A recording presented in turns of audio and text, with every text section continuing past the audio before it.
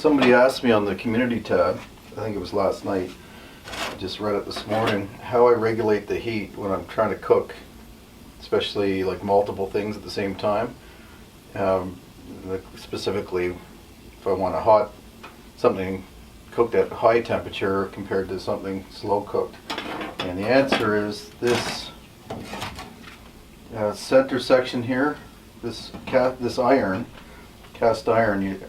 that you lift. It's actually the opening to feed the logs in from the top, but that's has solid steel, where this is enamel, cast enamel, and covered enamel.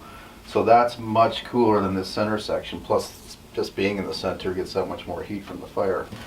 So when I want to cook something on high temperature, I'll put it in the metal on this. Just if I want to boil a kettle of water, put it off to the side there if I want to slow down the cooking. And this stove, this is broken. This is the damper that feeds air from the back. And these are the dampers for the chimney and for the output.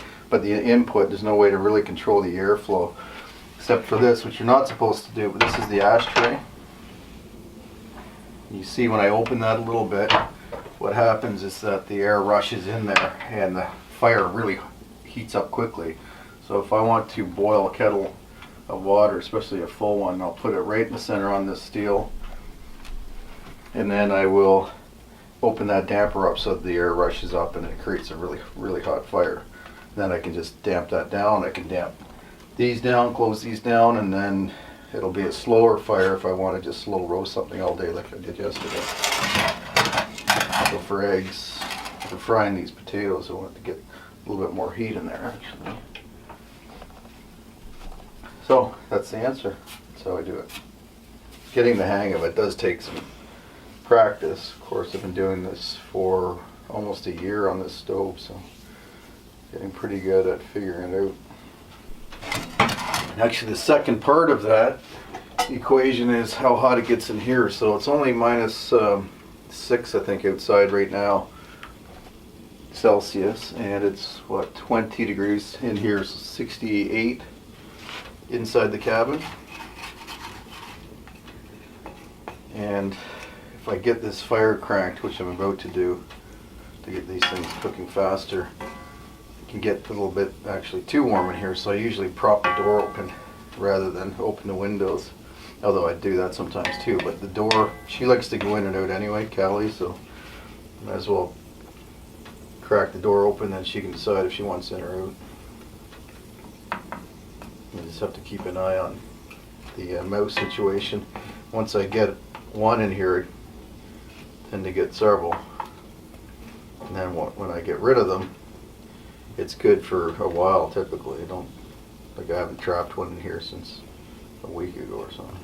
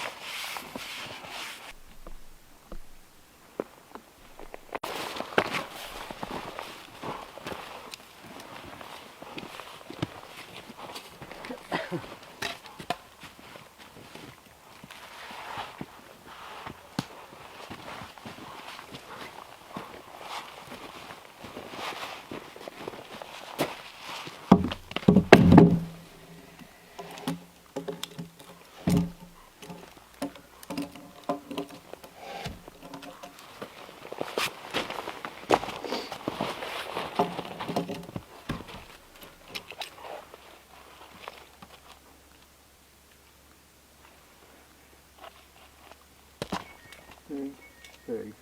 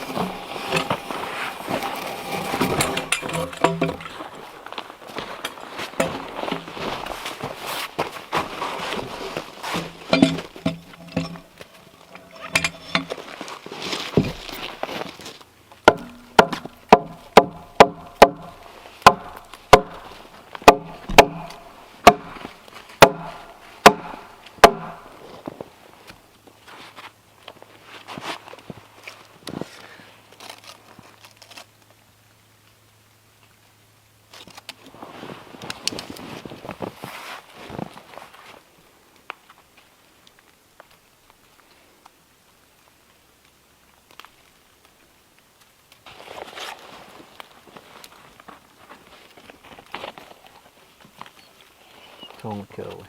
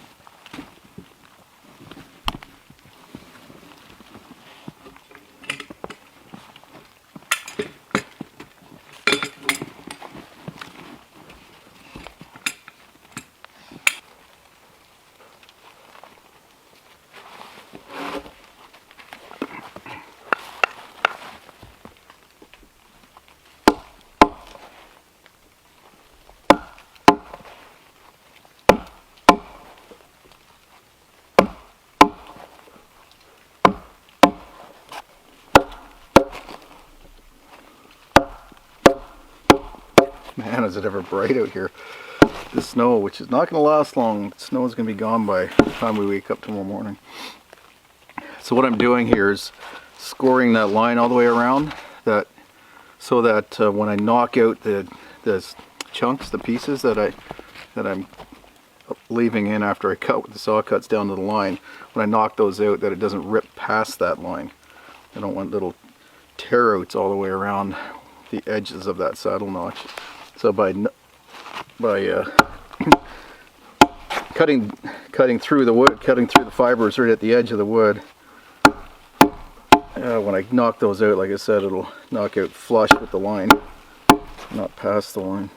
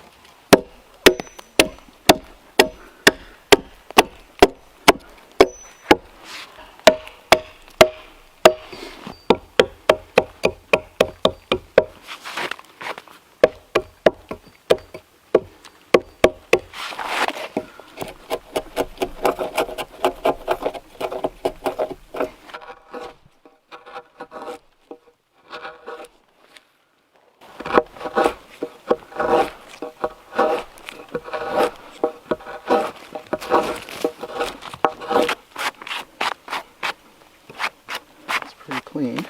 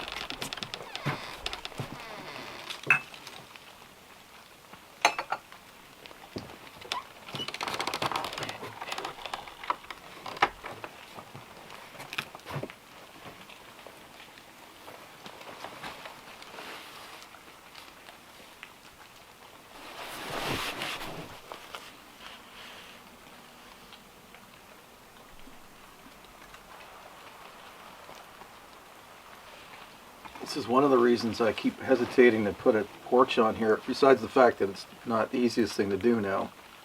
Getting a sloped roof from high enough, because it gets narrower if I was high enough to get a slope.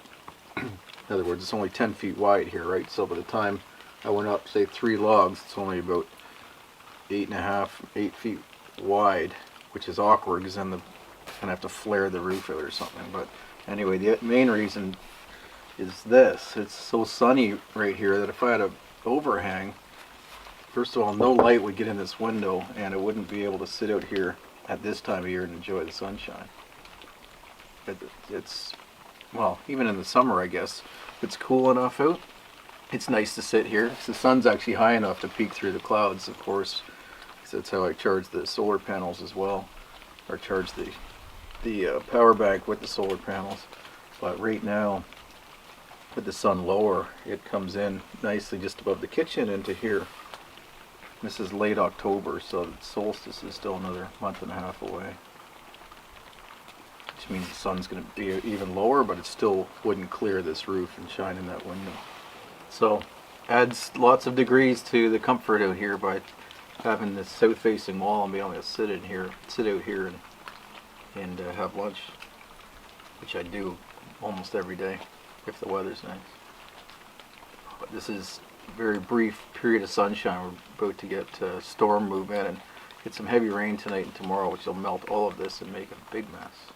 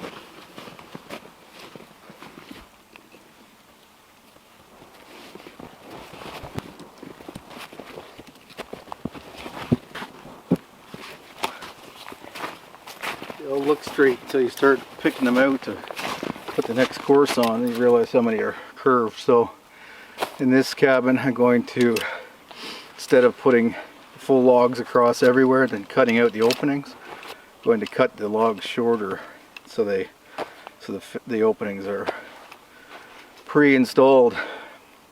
That way I can take the straightest part of some of the logs and use that, and then use the curved part for something else.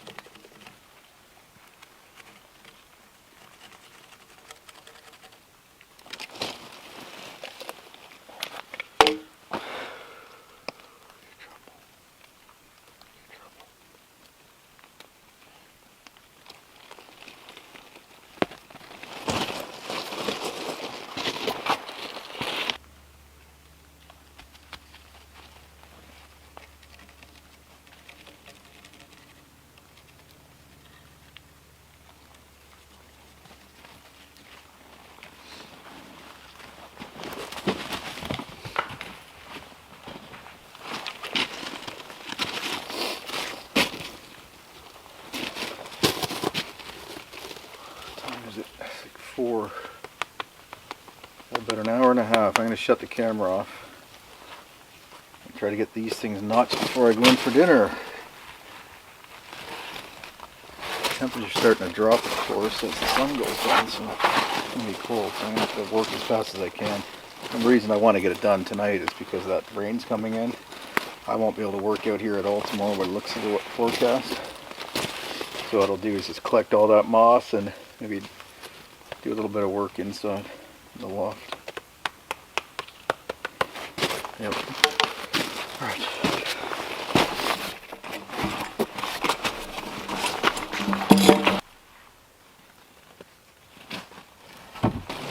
Alright, I made it just before dark. That's what I thought. So that's a course done in a good part of a day of 5 logs. So once I get down to 4 logs, and now that I have a system going, it's going to go quicker. So I think I probably can get 2 courses done in a day. 8 logs, that's what I was thinking before. So if I can do that, that'll be good. Now it's going to come down to decent weather and shorter days, so whether I can keep this pace up or not. Callie, don't do that, please. Here. Here. Good girl. And then, of course, I've got other chores to do and projects to do. So any bad weather days, I'll try to either work inside when I'm not editing. Or, what else? Got a few other things to do outside. Nothing major though. Yeah, see you there, pup. Good girl. Come here. That's it. Oh, look at those feet. Good girl. You're a mess. I have to brush you, okay?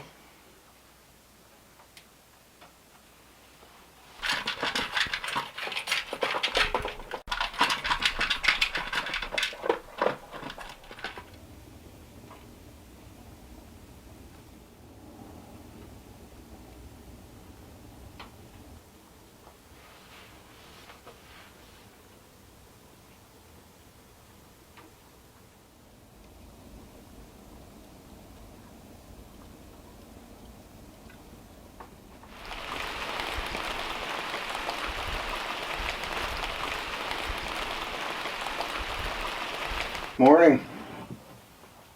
Man, is it ever rainy out there?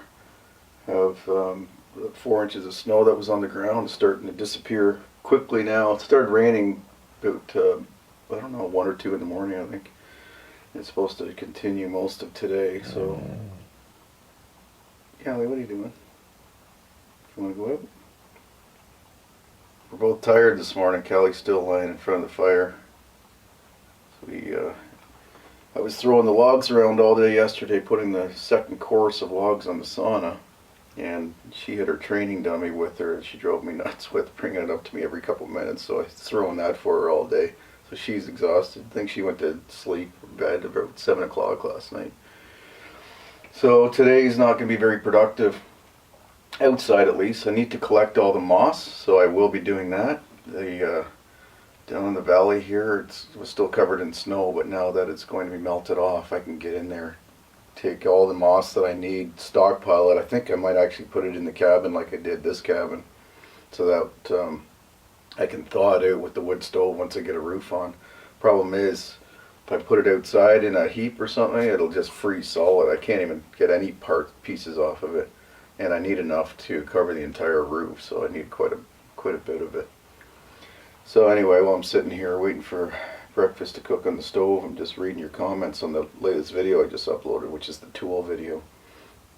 And within probably a minute or 2 of me uploading it, got 2 thumbs down on the video, and of course people noticed that and commented and said, who would do that? You couldn't even have watched the thing yet. And there's a couple of people, or there's a bunch of people that I know for sure that do that, and basically they would consider themselves competitors on the YouTube scene, or they just don't like what I'm doing, or think they do a better job and that they're not getting recognition for it. And it's such a weak way to go through life, to, instead of doing something productive with your own life, to try to take others down. Couple in particular, they have YouTube channels and they talk about all the things they're going to do and the things that they do better and the things that they're more authentic about and all these things. And instead of just talking about it, why don't you just do it, and do it with high quality and consistency, dedication and authenticity, and you'll have what you might consider success. And stop focusing on the negative and stop focusing on trying to take other people down instead of improving your own skills and becoming a better person yourself. Such a good life lesson, I think, for anybody in any situation, is to focus on what you're doing. And that's why I say become self-reliant. More Cali hairs in my face.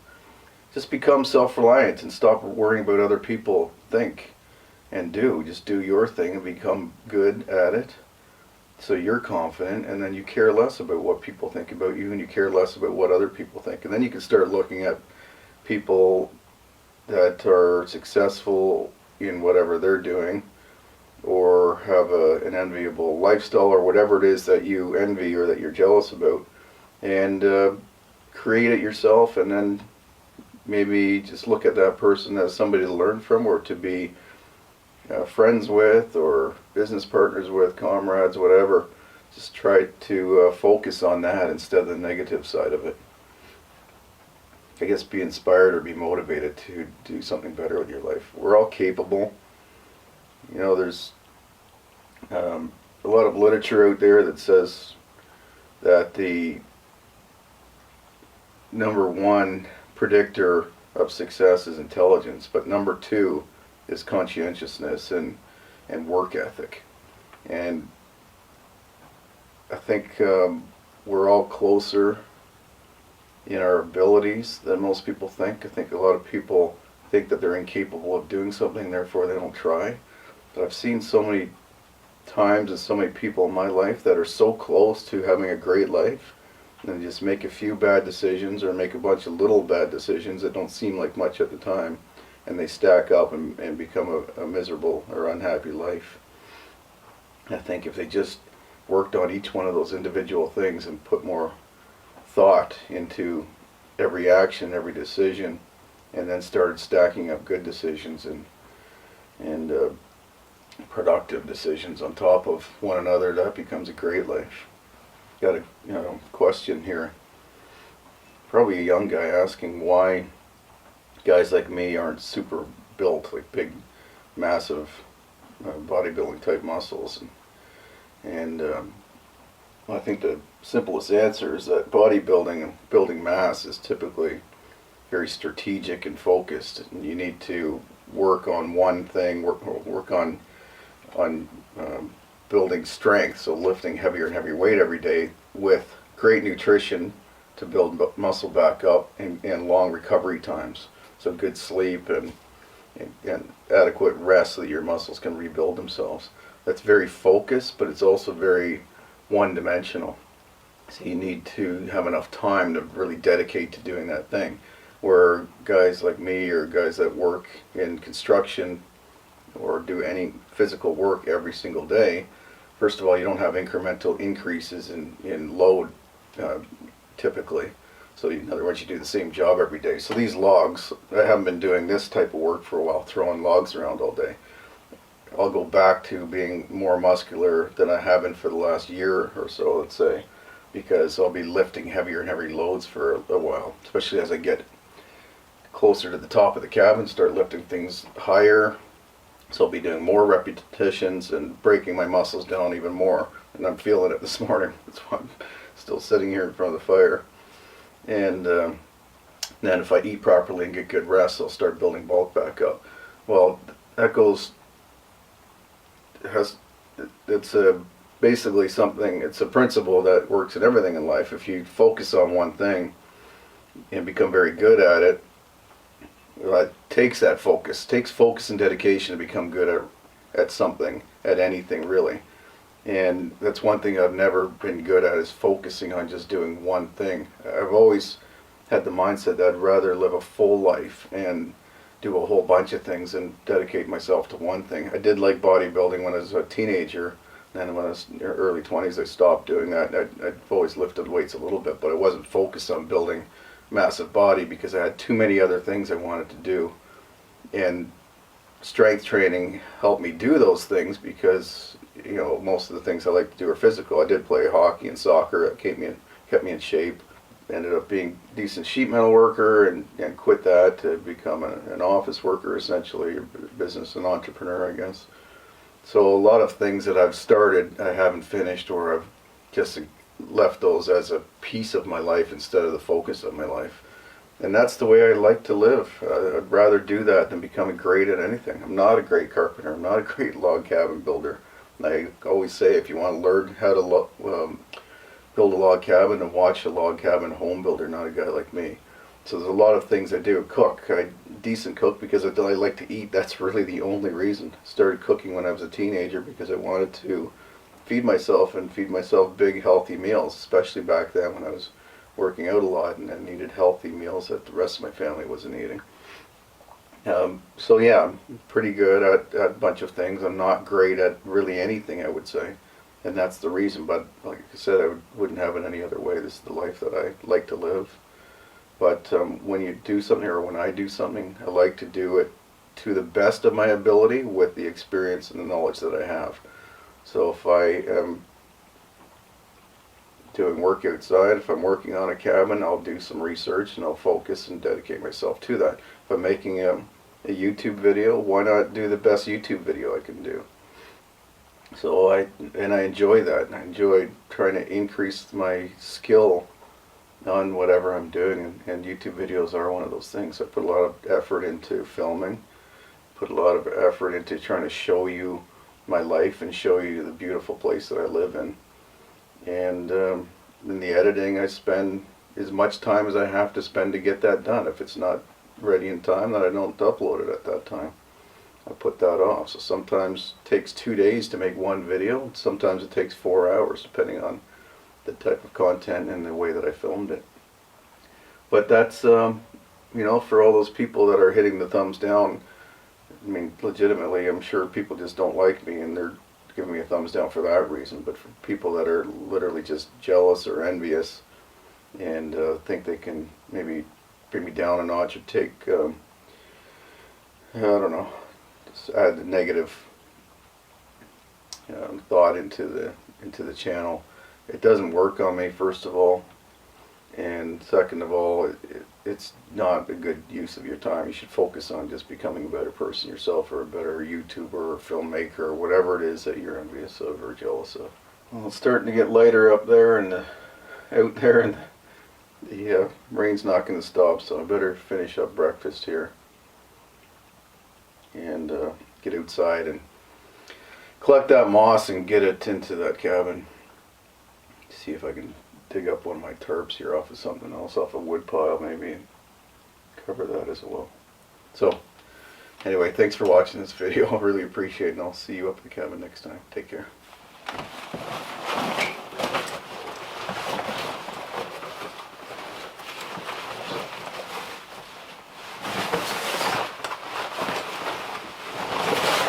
Ready to go for a walk? Your favorite spot down by the stream.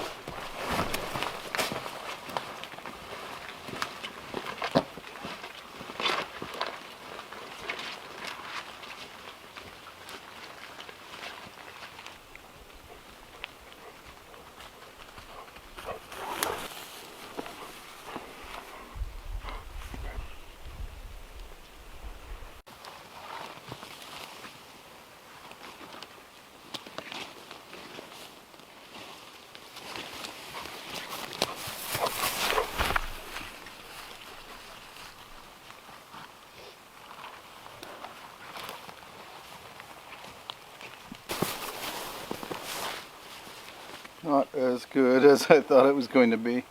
Thought we would have had more of the snow melted overnight, but it's still enough to make it unpleasant at the very least to collect moss, but some of it I can't even find.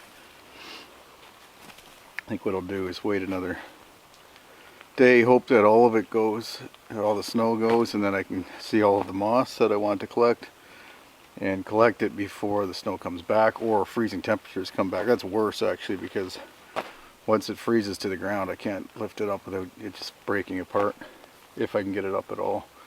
Worst case scenario is I have to wait till spring and I end up with a cool sauna over the winter because I don't have insulation on the roof. Plan is to get, I don't know, maybe a foot of moss growing on the roof, not just placed up there dying. I will have to replace it as it dies if it gets too warm next summer, like during the summer. But there is some pretty decent shade on the cabin, so I think it'll be fine. But the other thing is I'm thinking I might need to wait till spring and use a shovel, spade to get underneath and actually lift some of the sod up essentially. So with the roots of the grass and the dirt, the mud itself, the soil, so that it can actually have somewhere to grow on the roof, something to grow in. So that's worst case scenario. Best case scenario is that we get another week or two of warm weather and each day I can go around collecting some moss to stockpile inside the cabin or inside the sauna, at least on the floor, so that I can heat it up later. It's covered in birds from running around here again. Okay, so we got Burry. Alright, I will take up what I have and see if I can find a little bit more and then find something else to do today. Edit some videos.